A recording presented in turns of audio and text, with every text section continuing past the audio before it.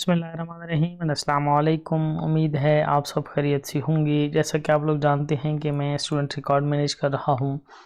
मेरे पास स्टूडेंट्स का कभी भी सब्जेक्ट्स जो है वो एक जैसे नहीं हो सकते हैं।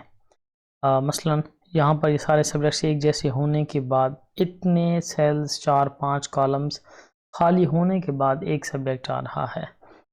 अब मैं मेल मर्ज से अगर इनके रिजल्ट कार्ड्स बनाता हूँ तो वो इस तरह के बनते हैं, ये इस तरह से। यानी स्टूडेंट का रिज़ल्ट जहाँ पर सब्जेक्ट मौजूद है वो तो शो हो जाएगा, और जहाँ पर उसका सब्जेक्ट नहीं है वहाँ पर या तो ज़ीरोज़ शो होंगे या फिर आपको ये डैशेस शो होंगे।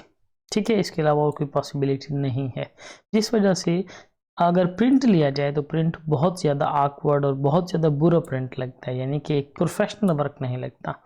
इस प्रॉब्लम को दूर किया है मैंने और एक और रिज़ल्ट कार्ड बनाया है। जी बिल्कुल इस तरह एक बिल्कुल साफ शफाफ रिज़ल्ट कार्ड बना है। उस रिज़ल्ट कार्ड से इस रिज़ल्ट कार्ड तक मैं कैसे पहुंचा हूं, आज यही आप लोगों से शेयर करना है। देखिए, बेसिक प्रॉब्लम ये है कि सब्जेक्ट्स के बाद जब डैशेस आएँ तो कोई फार्मूला ऐसा हो जो इन डैशेस को स्किप करने के बाद फ़ौरन नेक्स्ट सब्जेक्ट पेश कर दे, यानी यहाँ पर ये सब्जेक्ट आ जाए। ठीक है, और ये सारी डैशेस ओमिट होने के बाद इकोनॉमिक्स यहाँ पे शो हो जाए और H&P यहाँ पे शो हो जाए और एजुकेशन यहाँ पे शो हो जाए। ठीक है, और इस फार्मूले को हम देखते हैं अब कि मैंने किस तरह यानी कि डेवलप किया है या किस तरह बनाया है। ये मैंने पर एक छोटा सा डेटा बना लिया है मैंने, और यहाँ पे ऑलरेडी फार्मूला अप्लाई किया हुआ है मैंने। इसको मैं दोबारा आपके सामने कर रहा हूँ। इज इक्वल टू, सबसे पहले हम देखते हैं इस रेंज को कि यह रेंज, इसको मैं F4 कर रहा हूँ और जस्ट कॉलम में इसका फ्रीज कर रहा हूँ, रोज फ्रीज नहीं कर रहा हूँ। इज इक्वल टू किसके, इन हाइफन्स के, और एंटर कर दिया। अब जैसे मैं एंटर करता हूँ तो यहाँ पर मेरे पास फॉल्स फॉल्स फॉल्स आ जाता है और यहाँ पर शो आ जाता है, जबकि मुझे ये सब्जेक्ट्स चाहिए हैं।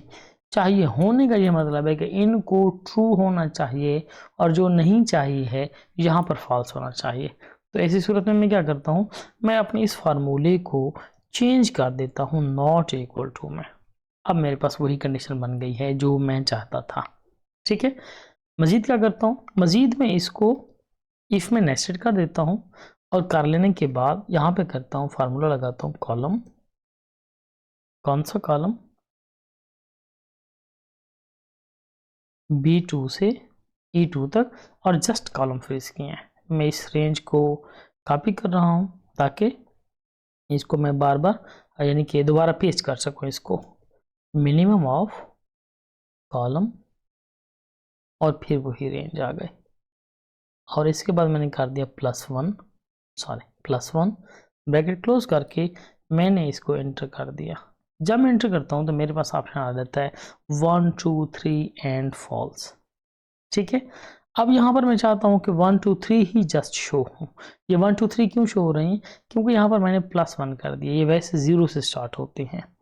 इसको अब मैं नेस्टेड करता हूँ समाल में, समाल, और जहाँ पे मुझे क्या चाहिए, अब यहाँ पर मुझे चाहिए कॉलम की बजाय कॉलम्स फार्मूला।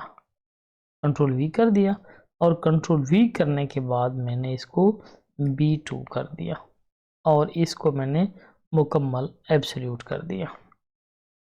यानी जैसे जैसे मैं इसको, आप मूविंग रेंज कह सकते हैं, जैसे जैसे मैं मूव करता जाऊंगा तो ये भी साथ वैल्यू मूव करती जाएगी। ये जस्ट 1 शो कर रहा है। इसको जैसे मैं नेक्स्ट सेलेक्ट करूंगा तो मेरे पास 2 आ जाएगा, नेक्स्ट इसको मैं ड्रैग करूंगा तो मेरे पास ये 3 आ जाएगा। अब मज़ीद इसको मैं नेस्टेड कर रहा हूँ इंडेक्स में। इंडेक्स चाहिए क्या, मुझे इस सेल से इंफॉर्मेशन चाहिए, इसको मैं F4 कर रहा हूँ जस्ट कॉलम्स, उसके बाद कॉमा। रो नंबर चाहिए, नहीं मुझे रो नहीं चाहिए, मुझे कॉलम चाहिए, और कॉलम नंबर के तौर पर इस सारे फार्मूले की कैलकुलेशंस इस्तेमाल हो रही हैं और मैं एंटर करता हूँ। जैसे एंटर करूँगा तो मुझे बायो का सब्जेक्ट मिल जाएगा। अब इसको मैं राइट पे ड्रैग करता हूँ तो मेरे पास क्या आंसर आएगा, बायो केमिस्ट्री फिजिक्स, एंड यहाँ पर एरर आ गया।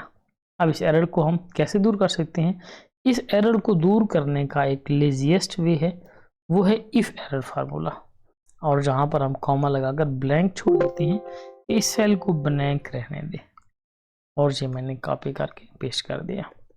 अब इसका फ़ायदा क्या है, इसका फ़ायदा है कि जहाँ पर हाइफन्स होंगे वो सब्जेक्ट शो नहीं होगा, वो स्किप होकर नेक्स्ट सब्जेक्ट शो हो जाएगा। मसलन नेक्स्ट देखिए, यहाँ पर सबसे पहले हाइफन लिखे हुए हैं, उसके बाद केमिस्ट्री फिजिक्स एंड मैथ है। फार्मूले ने केमिस्ट्री फिजिक्स और मैथ मुझे इकट्ठे कर दिए हैं, वो हाइफन्स ओमिट कर दिए हैं। इसी तरह नेक्स्ट चलते हैं हम, जितने भी सब्जेक्ट्स होंगे उन सब को इकट्ठा करेगा, जस्ट उन सब्जेक्ट्स को इकट्ठा करेगा, उसके अलावा किसी को भी इकट्ठा नहीं करेगा। मसलन यहाँ पर देखिए 5वें छठे नंबर पे बायो के बाद केमिस्ट्री में हाइफन्स थे, इसको ख़त्म करके, इसको ओमिट करके फिज़िक्स और मैथ मुझे एक तरतीब के साथ शो कर दी हैं, उसके अलावा हमें कुछ शो नहीं किया है। अब इन्हीं सब्जेक्ट्स के अकॉर्डिंग मुझे इनके ऑब्टेन्ड मार्क्स भी चाहिए हैं। मुझे क्या चाहिए? मुझे चाहिए कि जो सब्जेक्ट शो हो रहा है उसी सब्जेक्ट के ही ऑब्टेन्ड मार्क्स भी शो हो जाए। मतलब मैं F2 करता हूँ और कंट्रोल V कर दिया मैंने, वही फार्मूला। अब मुझे जो बाकी सारा फार्मूला वैसे का वैसा रह जाए, उसमें कोई मजाइका नहीं, कोई परेशानी नहीं है। ठीक है, मैं इस रेंज को सिलेक्ट करके जो रिजल्ट देखना चाह रहा हूँ जस्ट उस रेंज को चेंज कर देता हूँ। बाकी सारी चीज़ें वैसी की वैसी हैं, लेकिन अब मुझे डिस्प्ले करे, अब मुझे शो करे ये ऑब्टेन्ड मार्क्स। अब जो सब्जेक्ट मौजूद होगा जस्ट उसी सब्जेक्ट के आपको ऑब्टेन्ड मार्क्स शो करेगा, उसके अलावा नहीं। बायो है, बायो के मार्क्स शो हो रहे हैं, 23 मार्क्स शो हो रहे हैं केमिस्ट्री के, और फिजिक्स के 42 मार्क्स शो हो रहे हैं। इसके बाद यहाँ पर जहाँ पर डैशेस थे, डैशेस होने के बावजूद यहाँ पर 37 ऑब्टेन मार्क्स गलती से लिखे हुए थे, बाय मिस्टेक ही कह सकते हैं ना, लिखे गए हैं तो, लेकिन वो उनको शो नहीं कर रहा। इसका मतलब है कि हमारे पास जो सब्जेक्ट नहीं होगा उसके ऑब्टेन मार्क्स भी शो नहीं होंगे। चलें इसका एक और तजुर्बा करके देखते हैं। मसलन मैं यहाँ पर भी डैशेस लगा देता हूँ, हाइफन लगा दिए।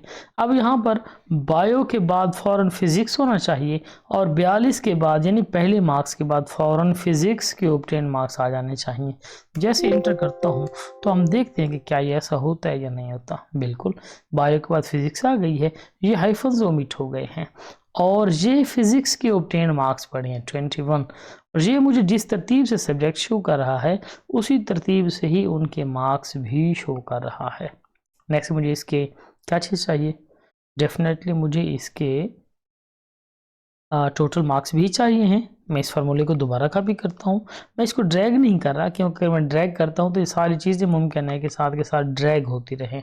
मैं जस्ट फार्मूला कॉपी करके यहाँ पे लेके आ रहा हूँ और जो मुझे रेंज चाहिए है, जो मैं चेंज करना चाह रहा हूँ, जस्ट उसको सिलेक्ट करने के बाद मैं ये रेंज यहाँ से पकड़ के ये अलग कर रहा हूँ। अब मुझे क्या शो करेगा? अब मुझे जस्ट उन सब्जेक्ट्स के टोटल मार्क्स शो करेगा, जो सब्जेक्ट्स नहीं होंगे उनके टोटल मार्क्स भी शो नहीं होंगे। मसलन यहाँ पर मैं मैथ लिख रहा हूँ अगर, तो यहाँ पर मैथ शो हो जाना चाहिए, यहाँ मैथ के ऑब्टेन भी आ जाने चाहिए और जहाँ मैथ के टोटल भी आ जाने चाहिए। मैं जैसे ही एंटर करता हूँ तो हमें सारे के सारे मार्क्स हासिल हो जाते हैं। ठीक है, इसी फार्मूले से ही मैंने ये सारे का सारा डेटा यूँ समझे कि फ़िल्टर करके ये रिज़ल्ट कार्ड्स के नाम से एक और फाइल बना दी है और यहाँ पर मैंने सारा डेटा इकट्ठा कर दिया है जिस तरतीब से मुझे ये सारे सब्जेक्ट्स मिल रहे हैं। अब क्योंकि स्टूडेंट्स उन्होंने फर्स्ट ईयर सेकेंड ईयर में 7 सब्जेक्ट्स पढ़ने हैं, सबकी तादाद हमेशा बराबर ही रहेगी सब्जेक्ट्स की, तो वो 7 कॉलम्स में उनका रिज़ल्ट पूरा आ रहा है। ये 7 कॉलम सब्जेक्ट्स के हैं और उसी तरतीब से जैसे हमने पहले अभी एक्सपेरिमेंट किया है उसी तरतीब से मुझे ये ऑब्टेन मार्क्स शो हो रहे हैं, उसी तरतीब से मुझे ये टोटल मार्क्स शो हो रहे हैं, उसी तरतीब से मुझे परसेंटेजेस शो हो रही हैं और रिजल्ट्स शो हो रही हैं और सारी चीज़ें शो हो रही हैं। जिसका मुझे फ़ायदा ये हुआ है कि मेरा जो एक काम था वो बिल्कुल एक प्रोफेशनल काम बन गया है जिसमें किसी किस्म का कोई फला अब मौजूद नहीं है। जबकि जो पहले मेरे पास रिजल्ट कार्ड बना हुआ था वो दिखने में बहुत ज़्यादा ऑकवर्ड महसूस होता है। देखिए अब यहाँ पर ये जो चीज़ें हैं, यहाँ पर ये डैशेज हैं, ये मूव करते रहेंगे। मसलन कभी कंप्यूटर साइंस की जगह ये डैश आ जाएगी, मसलन कभी ये इस 5th रो में, कभी 7th रो में, कभी 6th रो में, ये हाइफन्स मुख्तलिफ मूव करते रहते हैं जिस वजह से रिज़ल्ट कार्ड की एक जो लुक है वो बहुत ज़्यादा डिस्टर्ब होती है और वो प्रोफेशनलिज्म बिल्कुल नहीं रहती है।